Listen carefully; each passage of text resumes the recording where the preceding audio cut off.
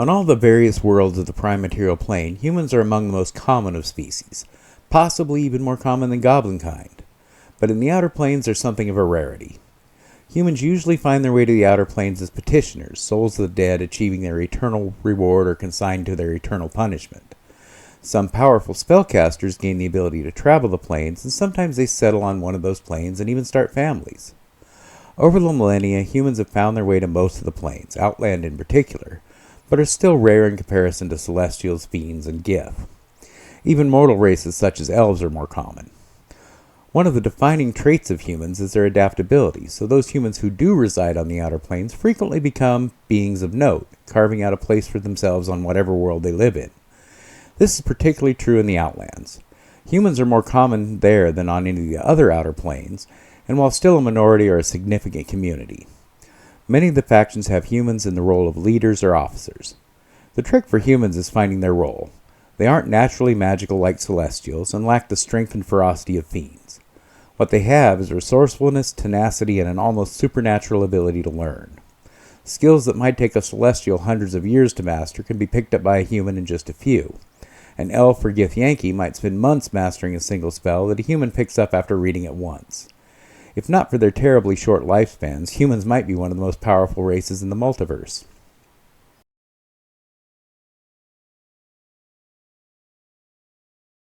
Hi everyone, and welcome to a plane-hopping episode of The Dungeon Crashers. I'm Guy. And I'm Zapeel. Before we get started, please like our video, subscribe to our channel, and turn on notifications so you don't miss any of our exciting D&D content. Today, we are wrapping up our exploration of the Planescape setting. There is still a wealth of material that we haven't covered, but we have used all the backgrounds and feats, including the variations those feats have based on alignment. The only thing left is the Planar Wanderer feat, which we'll be covering today. Unlike the other feats, one is specific to Planescape. The others are meant to be used in Planescape and connect the character to an outer plane, but that character could travel to any prime material plane and still benefit from those feats.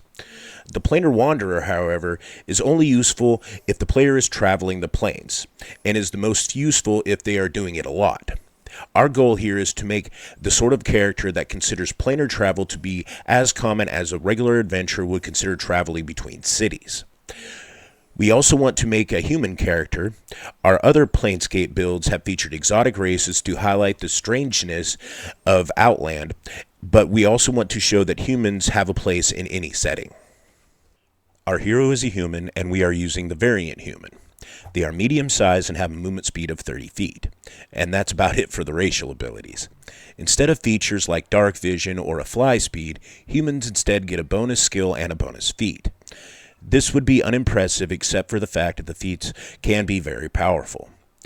Even a relatively minor feat can be as powerful as many racial abilities, and some feats can set up an entire character concept.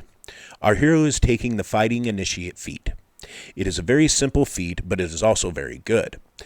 It gives a fighting style. Normally only first level fighters gets a fighting style. Rangers and paladins have to wait until second level, and other martial characters like monks and barbarians don't get one at all. Our hero takes the thrown weapon fighting. It gives her a +2 bonus to damage of thrown weapons, and she can draw a thrown weapon as part of an action of throwing it, so she isn't limited to having to draw the weapon. For a free skill, she takes Perception. She is going to need it to be very aware of her surroundings. For background, we are using the Planar Philosopher background, which represents the various factions of the city of Sigil. Her faction is the Mercy Killers. They believe that justice is absolute and no one is above it. They hunt down evildoers to hold them accountable for their crimes. In some cases, the criminal will be taken to the authorities to be tried, but most of the Mercy Killers' targets are fugitives that have already been convicted of the crimes and are wanted dead or alive, and the Mercy Killers usually prefer death. They also seek out those that believe themselves above the law, who are too powerful and elusive for normal law officers. A group of adventurers who abuse their power might well find their names on the Mercy Killers' warrant. The background gives the Arcana skill and a skill associated with the character's faction, in this case, survival. Tracking is an important part of their work, and they often find themselves in inhospitable environments as they cross the multiverse seeking their targets. They learn 2 languages, and she speaks Celestial and Infernal. Planar philosophers also begin with a portal key, among their possessions. It also gives the feat Scion of the Outer Planes. When choosing this feat, she picks a plane to draw power from, and she chooses the plane of Nirvana, also called Mechanus, a place of perfect order representing a lawful neutral alignment. This gives her resistance to force damage and the guidance cantrip. She chooses Wisdom as the casting ability for this cantrip. For ability scores, humans get 2 +1 bonuses they can put on 2 abilities of their choice. Using point buy, we are putting an 8 on strength. She is a small girl who relies on skill and quickness, not strength. We put a 15 on dexterity, making it 16 with 1 bonus point, and a 13 on constitution, making it 14 with the 2nd bonus point. We put a 12 on intelligence, a 14 on wisdom. She is clever and perceptive. Lastly, we put a 10 on charisma. She is devoted to her cause to the exclusion of socializing and other human interaction. When forced to deal with others, she is more likely to threaten them than ask nicely. In a group of like-minded people, she can be a loyal friend but expresses her friendship through actions rather than words. Our hero begins play as a rogue. It might seem strange that the creature devoted to order would follow a profession devoted to lawlessness, but not all rogues are criminals. The saying, "it takes a thief to catch a thief," holds true here. And as an apprentice to the Mercy Killers, she has trained since childhood in the arts of stealth and infiltration. To her order, once a target is named, no method of killing is forbidden. A Mercy Killer can't harm the innocent in the pursuit of her goal, but can necessarily break the laws of a particular community in service of the higher goal of justice. This doesn't give them license to be lawless. They can't break laws for personal gain, and in communities that respect the law and justice, she should try to work with the authorities if possible. But in some cases, her quarry might be in a position where the law of their land can't touch them, in which case she must become the law. She gets 4 skills from the rogue list, and she chooses investigation, insight, stealth, and intimidation. She also gains expertise in 2 skills and chooses stealth and investigation. She has proficiency with thieves' tools and knows thieves' cant, which is a language composed of slang and code hidden in normal speech, and can also leave written messages that appear as nonsense or graffiti to those who don't speak it. She has sneak attack. When she hits an opponent with advantage, she can add a 1d6 to that damage. This damage increases at higher levels in Rogue. She doesn't need advantage if she has an ally within 5 feet of the target. She has proficiency with dexterity and intelligence saves, light armor, simple weapons, rapiers, short swords, hand crossbows, and long swords. She wears studded leather armor and carries many daggers, 4 on her belt, 2 at her hips, and 2 on her back. 1 in each boot and 1 in each gauntlet, as well as a bandolier of 8 more across her chest. Our hero was taken in by the Mercy Killers as a child.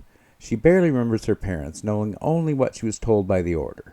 They were from the world of Faerun and were figures of some importance in a nation called Cormor. They were murdered by a villain who served an evil group called the Zhentarim. The murderer escaped and no one could locate or identify them. A war wizard who had been close to them reached out to the Mercy Killers, who sent an agent to that world. The agent tracked down and slew her parents' murderer. The war wizard who called for assistance would have taken our hero into his home if needed, but the agent offered to take her back to Sigil under the care of the Mercy Killers. Knowing that the little girl had no family to speak of and little in the way of opportunities, the wizard thought that would be a good future for the child. Whether that was true or not, the girl prospered under the Order's care, learning the ways of the Order with surprising speed and mastering all of her lessons, both physical and academic. At the age of 16, she was given her first assignment. It was to take place on a world called Orth. A merchant in a city called Greyhawk had made a deal with the devil for wealth, and in payment had sacrificed children from an orphanage in payment for the devil's aid. The priest of a deity called St. Cuthbert prayed for aid, and a celestial in that god's service reached out to the Order. It was a minor matter suitable for an initiate, and our hero was chosen. One of her mentors, a Coatl, was secretly sent to observe but not interfere unless the girl was going to die. At second level, she becomes a first-level ranger. She gains proficiency with martial weapons and medium armor. She also gains a skill from the ranger list and takes athletics to compensate for her low strength. We are using Tasha's ranger, so instead of favored enemy, she gets favored foe. When she hits an enemy, she can mark it. Once per turn, including the turn she marks it, the target takes an additional 1d4 from an attack.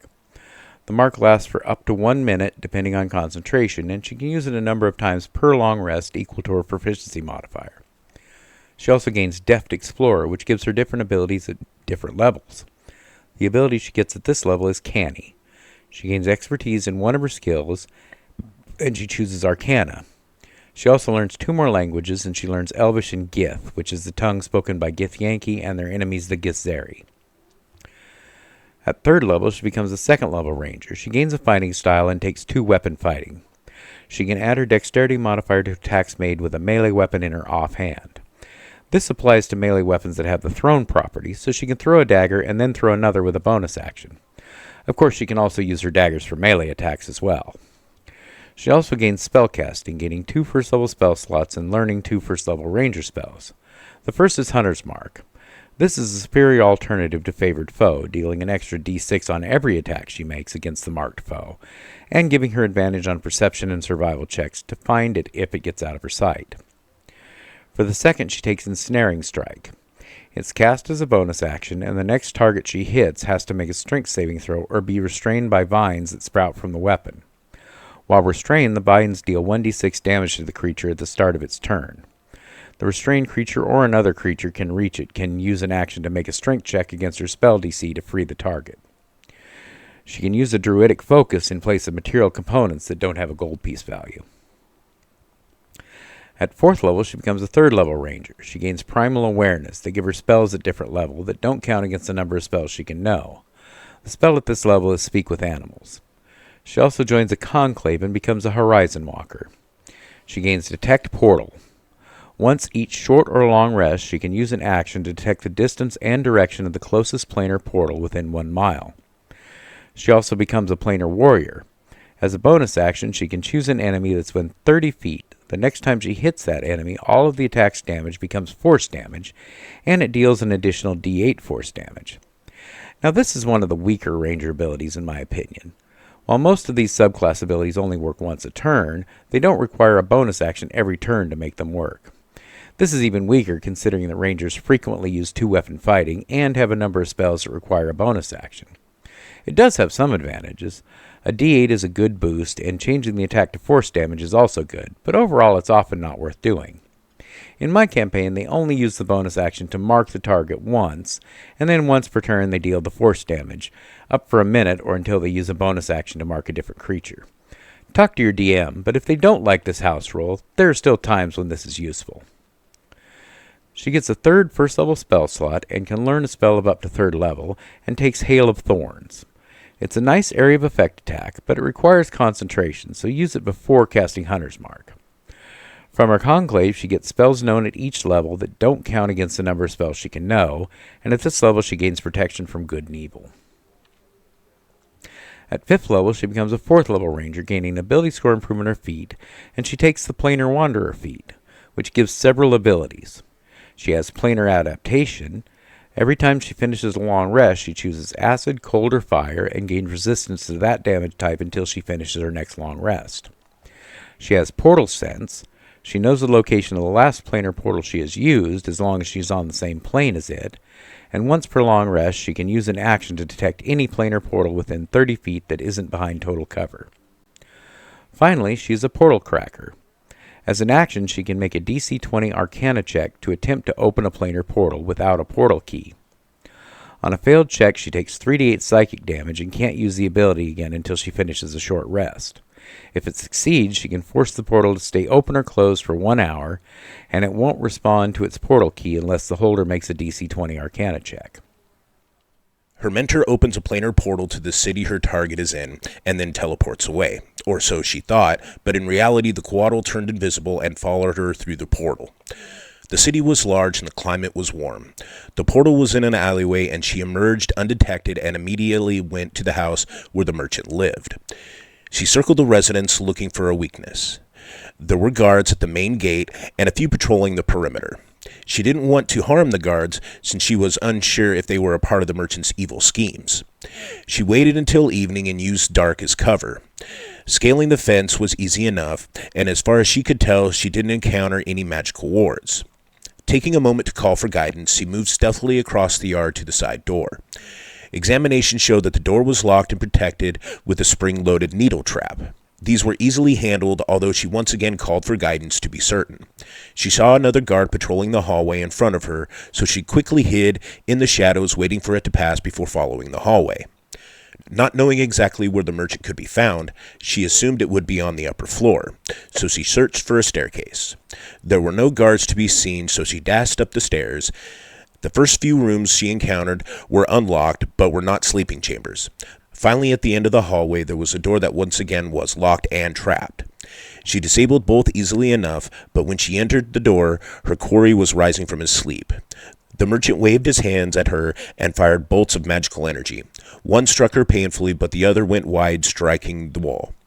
She threw a pair of daggers, striking with both, but the merchant didn't go down. Yelling for his guards, the merchant cast a spell upon himself. Knowing she only had moments, she magically marked the merchant and moved into attack. She struck her target with both daggers. A wall of cold absorbed some of the energy from her attacks and caused her pain, but the merchant was wounded. He struck her with a cane that burst into green flame, but she dodged away and focused her aim and struck again with her daggers, wounding the merchant grievously. She heard footsteps from the guards coming up the hallway.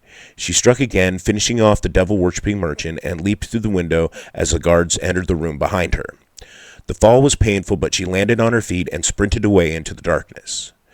She found her way back to the portal and focused her power to open it, but before she could, it opened on its own, and her mentor appeared beside her and urged her through. He praised her on a successful kill and used his powers to heal her wounds. At 6th level, she becomes a 5th level ranger, gaining extra attack. Now she can make 2 attacks instead of 1 when taking the attack action, and a 3rd with her bonus action because she has 2 weapon fighting. She also gains a 4th first level spell slot and 2 second level spell slots, and can learn a spell of up to 2nd level, and learns Healing Spirit. It's an excellent healing spell both in and out of combat, but it requires concentration and a bonus action, so she will want to be choosy about it when she uses it in combat. Her Horizon Walker magic gives her the Misty Step spell.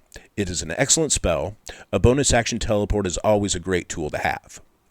At 7th level, she becomes a 6th level ranger. Her favorite foe increases to 1d6, and from Deft Explorer she gains Roving. Her movement increases by 5 feet, and she gains a climbing and swimming speeds equal to her walking speed. At 8th level, she becomes a 7th level ranger. From Horizon Walker, she gains Ethereal Step. She can use a bonus action to cast the Etherealness spell. This is amazing. It has a duration of 8 hours and doesn't require concentration. There's quite a bit to this spell, so you should read it carefully, but essentially you enter the border ethereal plane. While there, you can't be affected by anything on the prime material plane, but you can still see into the prime material plane. The range of your vision is only 60 feet, and it is in black and white. You can walk through objects. Your movement can be in any direction, including up and down. You can't be seen or interacted with by anything on the prime material plane. You could be affected by beings and creatures on the ethereal plane if your DM wanted, but those encounters usually are rare. This is a great tool for an infiltrator. If our hero is pursuing a quarry, she can bypass any normal defenses the quarry might have. There are many ways to stop ethereal creatures, but they are very uncommon, expensive, and not always effective. The spell will not work in Outland or any of the other outer planes, as they don't touch the ethereal, so if she is pursuing a quarry in the abyss, she will need to find other means to get it. She gains a 3rd second level spell slot and can learn another spell of up to 2nd level, and she takes lesser restoration. She often works alone and needs a way to deal with poison and other afflictions. At 9th level, she becomes an 8th level ranger, gaining an ability score improvement or a feat, and she increases her dexterity to 18.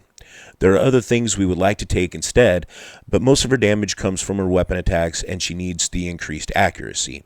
The improvement to armor class and damage will also be helpful. She also gets Land Stride. Non-magical difficult terrain doesn't cost her extra movement. She also doesn't take damage from small natural hazards like thorns or spines. She has advantage on saving throws against magical plants that are conjured to slow her movement, like those from the Entangled spell. At 10th level, she becomes a 9th level ranger. She gains 2 3rd level spell slots and can learn a spell of up to 3rd level, and she chooses Conjure Barrage. Rangers don't get much in the way of area of effect attacks, so it's good to take the few that are available. This one doesn't do great damage for its level, but it does have a huge cone allowing her to hit many creatures. From Horizon Walker, she gets the spell Haste added to her spells known. It is an excellent use of her concentration, increasing her speed and giving her more attacks, but it does prevent her from using other concentration spells like Hunter's Mark, so she needs to use it strategically. At 11th level, she becomes a 10th level ranger. From Depth Explorer, she gets Tireless. A number of times per day equal to her proficiency modifier, she can use a bonus action to give herself temporary hit points equal to 1d8 plus her wisdom modifier. When she finishes a short rest, her level of exhaustion is decreased by 1. She also gets Nature's Veil. A number of times per day equal to a proficiency modifier, she can use a bonus action to turn invisible until the start of her next turn. This can allow her to avoid guards, make a quick escape, or ambush her target. Since her first mission to take down the merchant, she has carried out many more, some on the prime material plane, others on various outer planes. Demons and devils are not beyond the Mercy Killer's reach. Sometimes she works alone, other times she is assigned to a team to hunt a more powerful quarry. This time she is alone, working on a prime material plane called Eberron. She has been lying on this rooftop for days, waiting for a target. The wizard has too many defenses on his home for her to enter, and rarely travels without his guards. Long observation led her to discover certain patterns in the wizard's movements. She discovered that every few weeks he visits a brothel in the lower city. The wizard is wealthy and could afford a higher-class establishment, but those don't cater to his particular tastes. The wizard comes alone, trusting in his power to protect him from the sort of street thugs that are usually the biggest danger in this neighborhood. He is magically disguised, but she has learned the form he prefers to take. Now she just waits. Finally she sees him, not a frail old man that is his normal form, but a handsome, strong young man dressed well enough to show status, but not so well as to attract too much attention. She waited until he turns towards the brothel entrance before teleporting to the ground behind him. She had tagged him with her hunter's mark as soon as he exited his carriage. She normally preferred to strike at range with thrown daggers before engaging, but the wizard was too powerful to give space to, and had protections against mortal weapons, so she had to rely on her pair of enchanted daggers. She emerged directly behind him and struck with surprise, landing 3 deep wounds. She landed 3 more as the wizard realized his danger and responded. As she expected, the wizard responded with a powerful attack, a burst of disintegrating force. She had hoped to avoid it, but took a glancing blow, which was enough. Some of her clothing and the top layer of her skin melted away under the beam. Knowing that her only hope was to kill the wizard quickly, she held her ground and carefully aimed her dagger, striking him in the abdomen, piercing his spleen. She followed with 2 more strikes. The wizard should have teleported away. She feared he would, but her studies of him indicated his arrogance wouldn't allow him to flee from a lone woman. She was too close for him to reliably hit her with another disintegration ray, so he attempted a psychic attack. She was well trained to protect her mind, but has no natural resistance to psychic power like she did with the disintegration. Her training blunted the worst of the attack, but it still caused her terrible pain. Unfortunately for the wizard, it didn't take her down. She took careful aim again and launched another flurry of dagger strikes. A shield of force blocked one of her attacks, but the other 2 struck home. The left-hand dagger was a sloppy blow to the shoulder, but the right found its target in the wizard's throat, sending him sprawling to the ground. Taking no chances, she took time to cut the wizard's throat, ensuring his death. Then she opened a packet she had been given and poured it over the wizard's corpse. It was a powder that would render his body unable to be resurrected by normal means. He would stay dead unless someone were willing to invoke a wish to restore him. Then she fled into the night, seeking her portal back to Sigil. At 12th level, she becomes an 11th level ranger. From Horizon Walker, she gains Distant Strike. When she uses the attack action, she can teleport 10 feet to an unoccupied space before each attack. If she attacks 2 different creatures, she can make a third attack against a third creature. The mobility is nice, even if she doesn't have multiple opponents, but when she can get the third strike, it's excellent. This works with her attack action, so won't apply to her offhand attack that uses her bonus action. She gains a third level spell slot and can learn to spell up to 3rd level, and she takes Meld into Stone. It gives her a safe way to rest and restore her power even when in hostile territory.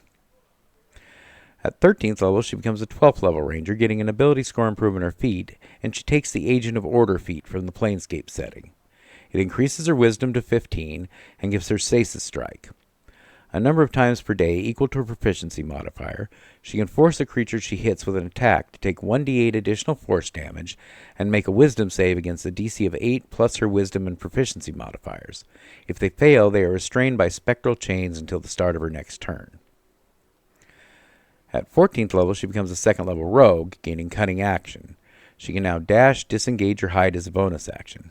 All of these are useful things, but she does have a lot of uses for her bonus action. There will be lots of occasions where she will want to disengage from melee and still be able to throw her daggers. Dashing will be important to chase down fleeing enemies, and being able to quickly hide can be powerful, especially since she has expertise in stealth. At 15th level, she becomes a 3rd level rogue. The psychic attack she suffered when battling the wizard on Everon awakens something in her, and she has begun developing psychic abilities. Her mentor, the Coatl, has helped her train these. She gains her roguish archetype and becomes a Soulknife. She has a number of psi die equal to twice her proficiency modifier. These recover on a long rest, and once between short rests, she can recover 1 psi die by using a bonus action. These dice are d6s that she can spend to use psionic abilities. The first is Psi Bolstered Knack. When she fails an ability check, she can roll a psi die and add it to her total, possibly causing the check to succeed. If it does, she expends the psi die. Combined with guidance, this can make her very effective at controlling planar portals. Obviously, it will also help all of her other skills as well. She also has Psychic Whispers that lets her create a psychic link to communicate with a number of creatures equal to her proficiency modifier. It lasts for a number of hours equal to a roll of a psi dice, which she expends. Now, there's a lot to this ability, and you should read it all, and it's found in Tasha's Cauldron of Everything. In addition to her psionic ability, she also gains Psychic Blades. When she takes the attack action on her turn, she manifests a Psychic Blade. It has the finesse and thrown properties with a range of 60 feet. It deals 1d6 plus her attack modifier and psychic damage. It disappears after making an attack. If her other hand is free, she can make a bonus action attack with a second blade that deals 1d4 damage. As she has thrown weapon fighting, she can draw a dagger for free, so can attack with a psychic blade, draw a dagger for a second attack, and then make her bonus action attack with either the second psychic blade or a dagger she draws. The psychic blade will usually be better, but there might be a situation where she has a magic dagger or would prefer piercing damage over psychic. Her sneak attack improves to 2d6 and she gains steady aim. If she hasn't moved on her turn, she can use a bonus action to gain advantage on her next attack. If she does, her movement is reduced to 0 until the end of her turn. This can be nice when she needs a way to set up sneak attack, but she has a lot of other uses for a bonus action, and will usually have something better to do with it. She has become a noted member of the Order. Her mentor, the Coatl, has become her partner, and they often adventure together. She has also begun mentoring an apprentice of her own, a young Gissari monk. Her current quarry isn't on the prime material plane. It is a Slad Lord hiding on a plane of limbo. Traveling to limbo is unpleasant in extreme for her. The chaos of the plane gives her an almost allergic reaction, but she endures it for the cause. With her is her partner, the Coatl, her apprentice, and an Aasimar diviner who has come along to help locate their quarry. All are skilled in stealth and have magical means of hiding as well. Unlike many of her missions, she isn't concerned about collateral damage. The Sladai are willing participants in their master's plans, and though the party will avoid them when possible, none have reservations against killing them. The plane of howling chaos made tracking nearly impossible, so they relied on the wizard's magic to locate the Slad Lord's lair. They managed to slip by most of the defenders, but had to eliminate several before entering the tower where the Death Slad lurked. It wasn't a normal member of its kind. While the Death Slad are powerful, they aren't considered the most dangerous of enemies the Order faced, but this one was strong for its kind, having many exceptional powers and commanding many servants. The group were pitched immediately into battle, dealing with hordes of lesser Slad as they pushed their way towards the Master. Our hero used her speed and teleportation to move ahead of her companions, hoping to reach the Death Slad quickly before it could call even more troops. Her apprentice stayed by her side, having great speed and maneuverability of his own. The pair reached the Death Slad and flanked it. They both dodged in and out of the fight, alternating between ranged attacks and melee. Her apprentice fought with a longsword and a pistol, combined with his martial arts training. She hurled her daggers and then launched herself into a strike.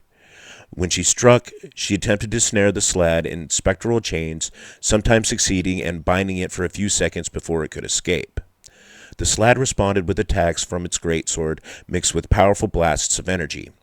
The companions worked well as a team, keeping the slad off balance, but it was a very strong and it had great power. Fortunately, she had accomplished her aim and distracted it from calling more minions. The Coatl and the wizard finished off the remaining Slat-Eye and joined the fight. The Coatl blessed the party and began tending to their wounds with magic healing. The wizard began casting a series of bindings to restrain the slad. When one failed, he patiently began another. Finally, one took hold, paralyzing the death slad. She seized the opportunity and unleashed a hail of strikes with her psychic blades, feeding force damage into the smaller one and tearing the slad lord apart. With the battle ended, she focused her powers on seeking an escape from the Chaos Plane. She detected a portal not far from here that led to the Prime Material Plane. She led her companions to it and forced it open with her mind as they stepped through into the desert landscape. She recognized the world from her training. It was a barbaric world known as Athos, where magic was reviled and psychic powers were common. She reached out hoping to find another portal nearby, but there was nothing. She and her companions sat down to make a camp and plan their escape. At 16th level, she becomes a 4th level rogue, gaining an ability score improvement or a feat, and she takes the telekinetic feat. It increases her wisdom to 16 and lets her cast the Mage Hand cantrip without components, and the hand is invisible. It also lets her telekinetically shove an enemy using a bonus action. The target has to make a strength save throw against her DC of 8 plus her proficiency and wisdom modifiers. If it fails, she can shove it 5 feet towards or away from her. If the creature is willing to be moved, it can choose to fail the save. At 17th level, she becomes a 5th level rogue, gaining Uncanny Dodge. When she is damaged by an attack, she can use a reaction to cut the damage in half. This is one of the best rogue abilities and is great even gaining at higher level. Her sneak attack also improves to 3d6. At 18th level, she becomes a 6th level rogue, gaining expertise in 2 more skills, and she chooses survival to be a better tracker and insight to know when her enemies are lying to her. At 19th level, she becomes a 7th level rogue, gaining evasion. When she would make a dexterity save to take half damage from an effect, she instead takes none, and if she fails the save, she only takes half. Her sneak attack improves again, becoming 4d6. At 20th level, she becomes an 8th level rogue, gaining an ability score improvement or a feat. She takes the tough feat, gaining some much needed hit points. Improving her constitution would be equally a good option for her, with less hit points, but improving her constitution saves and concentration. She and her companions travel through the desert seeking a city. The Coatl remains invisible when they encounter natives, and the wizard is disguised by magic as a desert nomad. Her apprentice is also disguised, wrapping his head and face in a turban to hide his Githzeri features. When they reach the city, they enter cautiously. The natives of Athos are not fond of strangers. Fortunately, they have little experience with magic, and the wizard had a number of enchantments to help them on their way. They had to hurry, though. It was only a matter of time before they drew the attentions of the psychics, and her powers were no match for the sort of scions they would encounter here. They made their way to the city center, and she reached out with her senses, seeking a portal. They found one located at the base of a ziggurat that seemed to be the local temple. They moved towards it, but their luck had run out. A pair of robed figures were rapidly approaching them, and she felt their telepathic probes touch her mind. She used her own telepathy to warn her companions and tell them to run towards the temple. She had hoped to do some research and discover where the portal led, but there was no time.